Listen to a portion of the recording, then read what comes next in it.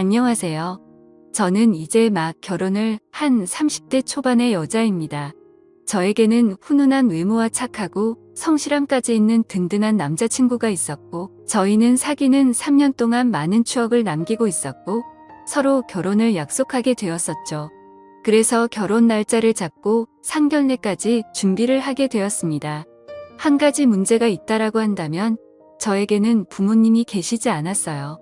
어렸을 적에 부모님 두 분께서 사고로 인해 일찍 돌아가셔서 형제도 없었던 저는 결혼을 더욱 빨리 하고 싶었고 화목한 가정을 만들고 싶었습니다. 그래서 사회생활을 하면서 조금씩 모은 돈과 남자친구가 모은 돈을 합쳐서 저희는 20평대의 아파트를 사게 되었죠. 물론 대출이 대부분일 정도로 빚을 많이 졌어야 했고, 처음 가지게 된 집과 남편이들, 남자친구와 둘이 오순도순 살아갈 앞으로의 행복한 미래를 꿈꾸게 되었습니다. 어릴 때부터 부모님의 사랑을 못 받고 자라서 그런 건지 가족애가 뭔지 잘 몰랐던 저는 남자친구의 부모님께 친근하게 다가가거나 하는 방법을 잘 몰랐었습니다. 그래서 다른 평범한 여자들처럼 남자친구 부모님께 애교 있게 전화드리는 일도 당연히 없었던 거죠. 남자친구의 과거 여자친구들과 조금 달랐던 저이지만 남자친구는 제가 처했었던 환경을 잘 알고 있었던 사람이었습니다. 그래서 늘 자신의 부모님에 대해 좋으신 분들이라며 편하게 마음 가져도 된다며 제게 안심을 시켜주고는 하였습니다. 아무튼 그렇게 시간이 흘렀고 약속된 상견례 날이 다가왔습니다. 정말이지 남편이 될 남자친구의 부모님 앞에서 혹여나 실수라도 할까봐 제 가슴이 계속 콩닥콩닥 거렸습니다. 긴장을 많이 하게 되어서 심호흡도 길게 쉬어보고 청심환도 먹고 달달한 사탕도 씹어보며 남자친구의 부모님을 기다리게 되었었죠. 저의 긴장한 모습을 본 남자친구는 미소를 띠며 귀엽다고 말했고 빨리 결혼해서 부모님과 잘 지내는 모습도 보고 싶다며 좋아했습니다. 잠시 뒤 남자친구의 부모님이 저희가 있는 곳으로 오시게 되었고 저는 번쩍 일어나서 큰 소리로 인사드렸습니다. 안녕하세요. 영민이 여자친구 정희입니다. 너가 정희니? 역시 영민이 한테 들은 얘기처럼 예쁘고 착해 보이는구나.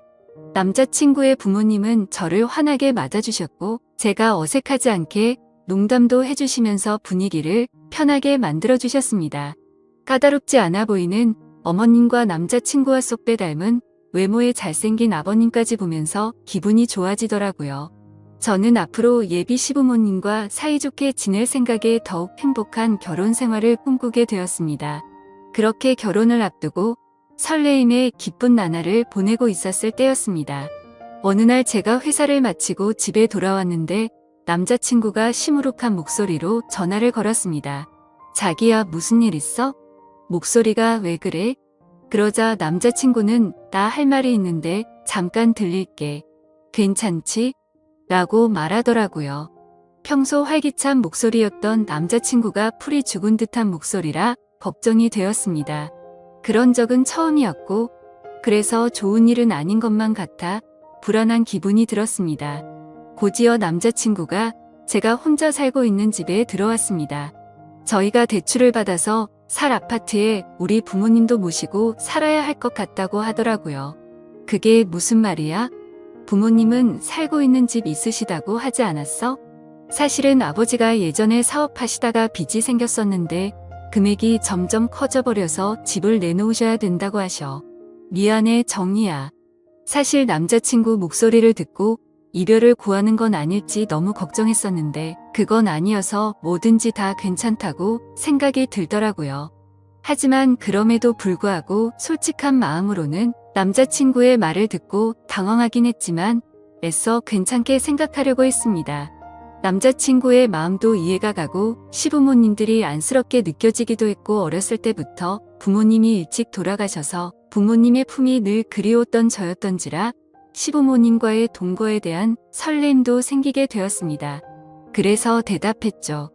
응, 그래, 괜찮아. 시부모님들 좋으신 분들 같고 같이 살다 보면 편해지고 즐거운 날도 많겠지. 그러자 남자친구는 이해해줘서 정말 고맙다면서 최대한 빨리 독립을 할 수 있게 자신이 노력하겠다며 평생 행복하게 해준다고 말하더군요. 그렇게 이후 계절이 바뀌었고 저와 남자친구는 예정대로 결혼식을 올리게 되었습니다. 신혼여행을 다녀오고 시부모님과 함께 살 아파트도 들어가게 되었습니다.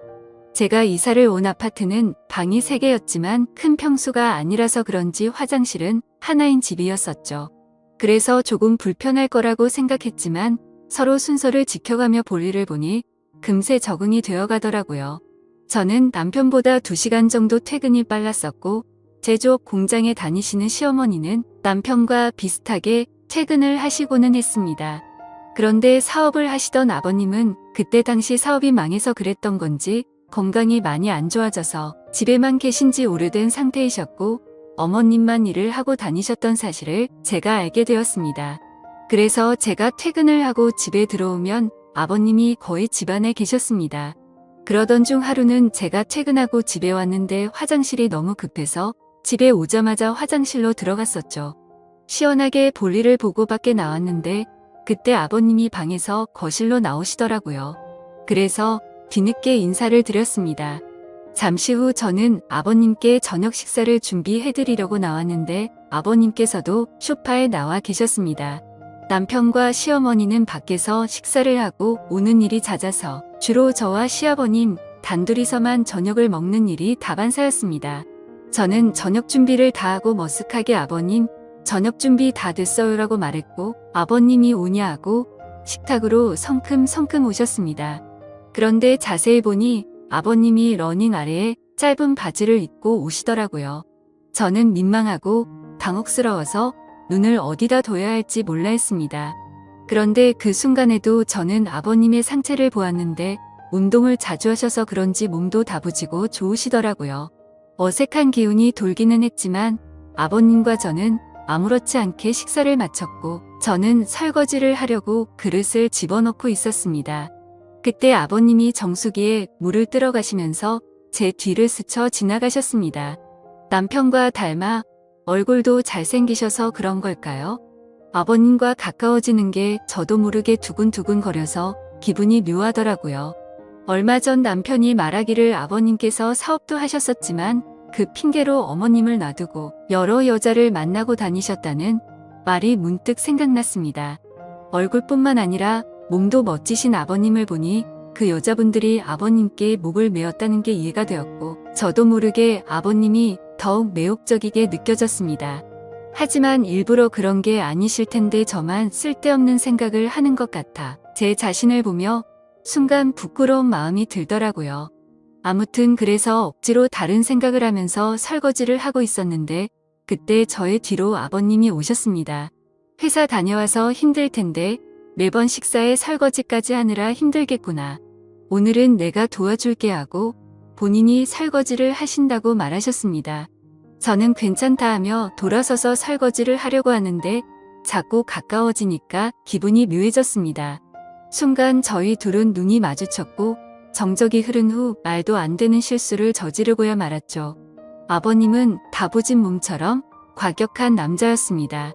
정말 누가 봐도 욕을 할 거란 걸 잘 알지만 정신이 나갔던 건지 그 순간만큼 마음이 이끄는 대로 사고를 치고야 말았습니다.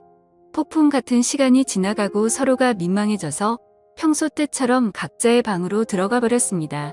다음날 아버님이 제 눈을 잘 마주치지 않으시더라고요. 저도 다음날 머쓱한 표정으로 아버님과 인사를 나누게 되었죠. 앞으로 둘이 있어야 하는 시간이 많은데 저희 둘은 어떻게 되는 걸까요? 남편과 시어머님에게 죄를 짓는 기분에 머리로는 안 된다고 하지만 마음은 요동치는 게 정말 머리가 복잡하네요. 저는 어떻게 해야 될까요? 이미 물은 엎질러져 버렸고 아버님께 예전처럼 다시 돌아가자고 먼저 말하는 게 좋을까요? 이성과 본능 둘 중 무엇을 따라가는 게 맞는 건지 모르겠네요. 좋은 답변을 남겨주시면 감사하겠습니다. 오늘의 사연 여기까지입니다. 지금까지 읽어주신 모든 분들 감사합니다. 모두 행복한 하루 되세요. 감사합니다.